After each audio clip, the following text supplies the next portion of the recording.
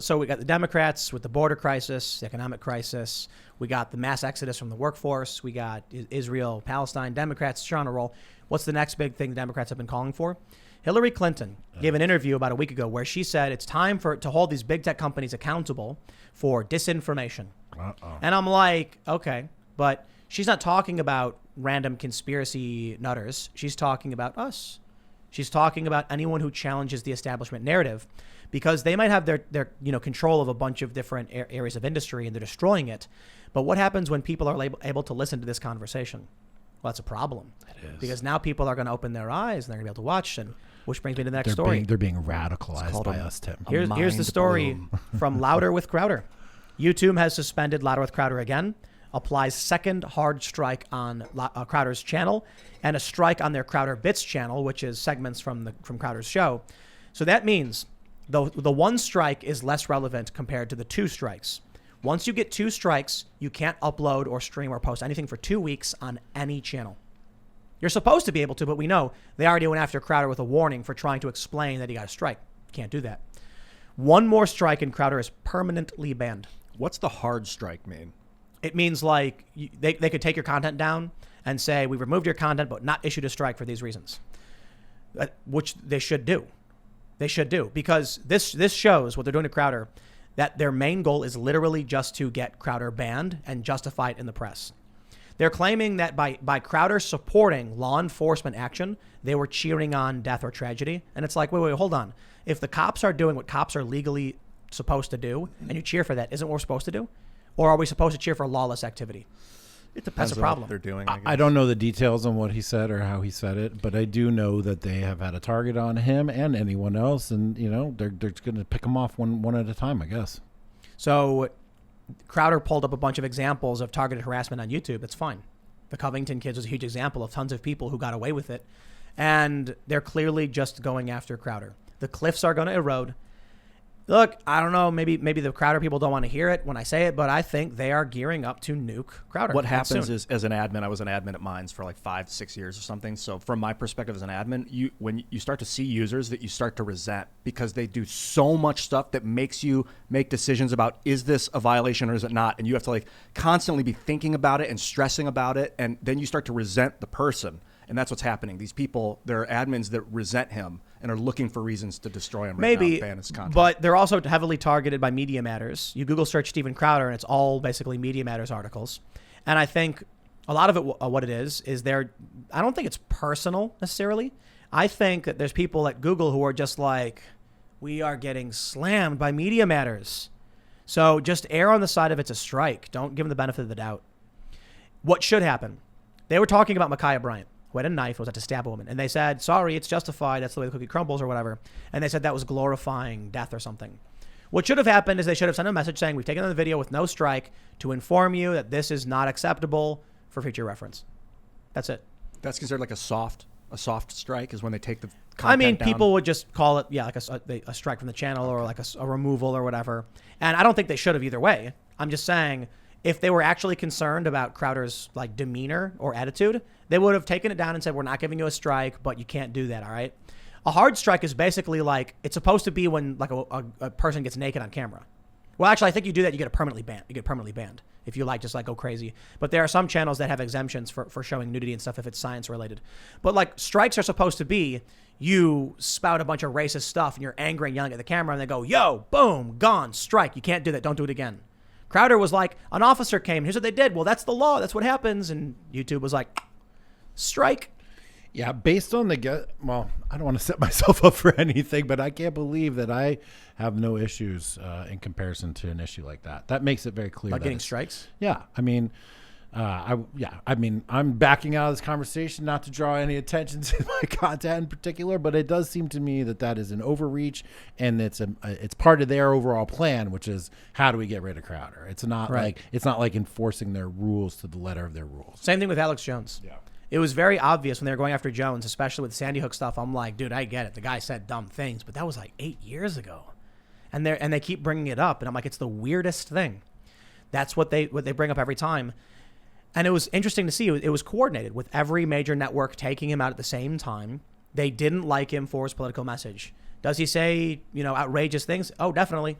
Yeah, we got content removed on this show because of things he said, because they don't like him, even though they were like, no, it's fine, you can have him on the show. And then there are certain people that they will just try and get rid of, and they will not give the benefit of the doubt to. So the problem is, technically, we all work for YouTube because they're the boss. They could fire you whenever they want, which is why we set up timcast.com, so that way they can't fire us. They can kick us off the platform now, but not terminate our positions. So the truth is, though, if Crowder gets nuked, people aren't going to leave YouTube. They're not going to do it. Joe Rogan left YouTube for Spotify. And this, in my opinion, was smart. First of all, he got paid out. Good for him. But it also means that he's actually safer in a lot of ways. I know there was this attempt on Spotify by employees to get him banned, and then there were some episodes that got removed. But it's a contract where Spotify knows what they bought into, and so Joe is allowed to say things he can't say on YouTube. Tons of things. He still has to be careful because Media Matters goes after him, and we know that companies are suckling the teat of Media Matters, desperately terrified of them because they're pathetic, spineless losers. But Media Matters or the companies? Media Matters. The companies they're both. Yeah. But Rogan still has it's different. He can't be banned outright. He can get criticized. He can have to apologize, but they're not going to strike his content, remove him, or things like that. So the problem is people didn't go follow him. A lot of people did, but a lot of people didn't. And a lot of people have said like, oh, I'll watch his clips. I don't watch the main show anymore. I haven't watched or listened to a single Joe Rogan episode since he went to Spotify. I've listened to one. Me too. I just got it last week. Bill was like, you got to get the new one with the military guy that was talking about aliens, UFOs. Legit, dude. I'll find I listened to one in the sauna. How was it? We turned it on. It was good. It was classic Joe Rogan, but it's not easy. Like I go on YouTube, for more than just podcasts, videos, whatever. And Joe's on Spotify, and it's not an app I use. So it's just like out of sight, out of mind. It's free. And the stock of Spotify shot up. Like after they paid Rogan his millions, however many it was, hundreds of millions or 100 million. Yeah.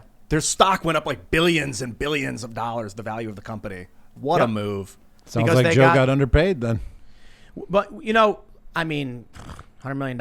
And he's free. I know, but the market says very specifically that this $100 million acquisition translates to how many billions of dollars of market cap. I hope he got equity. This is why I think, I'm a very different person from Joe, for instance. I would have just started a podcast network. I would have created an app. I would have created the Podcast Show app, and I would have announced we're going to be signing podcasts to this network, and it would just take over. It would dominate. And then that's it. And you know what I would do? I would tell the big networks, you can plug into our feed, and it's going to work out some deal, some cash deal. And then I'll tell you this, if Joe said he was going to launch his own podcast app, and then he went to a bunch of top podcasters and says, how would you like to be the first 10 podcasts on my app? They'd be like, sign me up, bro. Totally. What do I got to do? Because people would go to his app. It might not be the same as he's definitely going to get more viewers than Spotify. Cause I don't think Spotify gave him audience. He gave Spotify audience. And then imagine you look at some of these other bigger podcasts. Now their name gets to appear right next to Joe. That would have kicked it off. And then Joe could have done a deal with the other network saying, okay, you want to syndicate our content. Now you got to pay us a royalty fee. But he's already a wildly famous and wealthy guy who's done what he wants to do. Or you could just take $100 million and keep talking to your buddies in your basement. Exactly. Not too bad. I think it worked out for him. I think he's stoked. He's takes a lot of the heat off. His stuff is amazing. He gets to hang out and talk about things with less I understand. I don't know if Joe wants to be the biggest fish in the sea and that's his goal, but I understand the mentality of being like, I'd like to have less viewership because this is too much. Because you're a big target. Everyone's coming after you. The bigger you are, the harder you fall. Joe got $100 million. He can hang out with his friends, talk about what he wants to for the most part. And he's probably like, this is great. I can hang out with my friends and have conversations, and I don't got to worry as much. And he doesn't have an ISP either breathing down his neck anymore because he just uploads his video to Spotify, and that's great. Yeah, pros and cons. I think a lot of people were upset because he is a very powerful figure in the culture war, but his position has diminished since leaving, iTunes and YouTube and all that stuff. To go work for some silly Swedish company. Google. Alphabet. Isn't Spotify? They own Spotify? I'm pretty sure, yeah, Alphabet. Really? Is it Google or Alphabet? Yeah, could you Google it? Oh, my God. Could you Google it? Oh, my God, that's great. Google Can should not be a search verb. And verify. I'm pretty sure, it's owned by Alphabet. So it's just from one company to the next. What? It is, right? I'm about to look. Did you look it up? It is, Daniel yes. Eck, co-founder. Yeah. Who owns it? Which company? Alphabet? I think it's Alphabet. Did you look it up? Sure. I'm pretty sure. That's So- disturbing. Did you look it up? No, I'm looking for it. Did you just search? It's taking a long time. Yeah, it is taking a long time. Is that Daniel Eck? Yeah, it All just right. shows. Did he sell it? Anywho, Joe Rogan's on Spotify. I'm not watching. Yeah, I'm on Google, Spotify, Google though. acquired Spotify in April of 2017. Oh, there you Yeah. go. There you go. 41 billion. That's right. 41 billion. Google did not buy. No, they did. I don't know, They man. didn't? Where's the? Who owns Spotify right now? Daniel Eck. No, it looks like they're not owned They by acquired anybody. it in 2019. Google/Alphabet. Alexa. Why is this so hard Yeah, to find? $43.4 billion. Four of us live on the air trying to do one Google search. Why is this? Oh my gosh! Shut up, you dumb robot. freaking computer. Digital music news: Google, Alphabet acquiring Spotify and $43.4 billion cash equity deal. But 2019. it says acquiring. Did they actually acquire it? I don't know. Eck That is was only my worth understanding. $4.5 billion. So We're merging three worlds. A lot of people mentioned that when Joe switched over, that it's like still a Google property. So what's the difference? Oh, right. Yeah, he got paid a bunch of money and he gets to do his thing. So look at what's going to happen now. Joe left end of last year, last year at some point. Crowder is on the verge of getting the axe. We here at Timcast IRL are probably not long for this world, year or two. So it's like we got to build up timcast.com, and that's why I want to make it a network. We got a ton of work being done on the website in the back end. We're doing staging sites, making sure it's done right, and we don't disrupt everything. Once we get the new site up, it'll be amazing. We're gonna have a newsroom. We're gonna have articles being put up. Already, I'm looking to commission mini docs. So you guys just got to send us the mini doc ideas and your portfolio. Show me some videos you've made. We're gonna just be like, here's your budget. Go to wherever and film, do what you can, and then we're gonna publish this stuff. We're gonna start making as much as we can because we got to do it. If Crowder goes, Joe's already off YouTube, so it's less likely to be seen. And they've been banning people like crazy. They're pushing everything towards the CNN worldview. Gotta push back. Gotta stand up. I mean, Crowder's got his website as well. He's got Letter with Crowder. He's got Mug Club. So we gotta just build as much as we can before we're all gone. I saw the Tim Pool network was like the second most viewed right-wing YouTuber next to Crowder. Where? I don't know, something on Twitter. I saw some Pool graphic. right winger. Yeah, Yeah, it's so only by there like 2 million views or something. You guys are very- This is funny because there was the guy who did this. I asked him like, what makes my channel right wing? And he's like, well, you're criticizing Democrats all the time. And I was like, so is Jimmy Dore, but you put him as left wing. It's like, well, Jimmy's very different. I'm like, when I pulled up Jimmy Dore, his YouTube, and I pulled up mine, and we covered the exact same things in the exact same way. And I was like, so what makes mine right wing and his left? And it's like, I guess Jimmy is like more profoundly, like more directly left, like he says. And I'm like, I'm sorry. You're gonna It's have to- because of your guests, Tim. No, this is not guess. This is my main channel. Yeah? Oh. So is it the red letters? It's got to be. Maybe. That's an inside joke from pre-show. No. It's Oh. the view of it. People look at it and like, well, it looks Republican, Oh, it looks I see, conservative I or see. something. Oh, And I'm yeah. like, is that it? Because I look at these lefties who hate the Democrats and all they do is rag on Democrats all day. Yeah. That's it. And that's why it's funny too. In the presses are like, Tim Pool's right wing, and I'm like, why? Because you like the Democrats. Dude, it's Sure. the red letters. You tricked them all.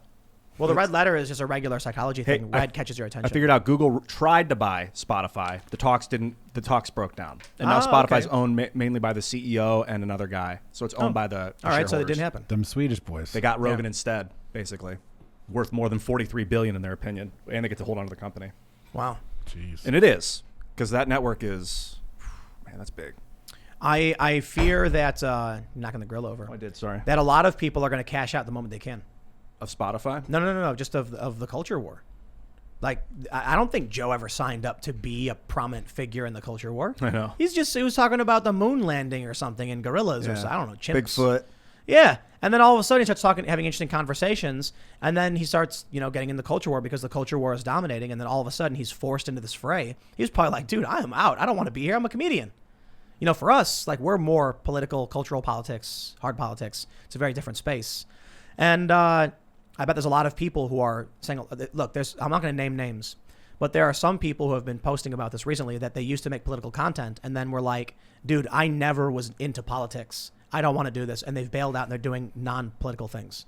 They're like, I want to get away from this. Going to video games, going to skateboarding, whatever. Because it's exhausting. It's terrifying. It's alienating. It is awful. Politics is terrible.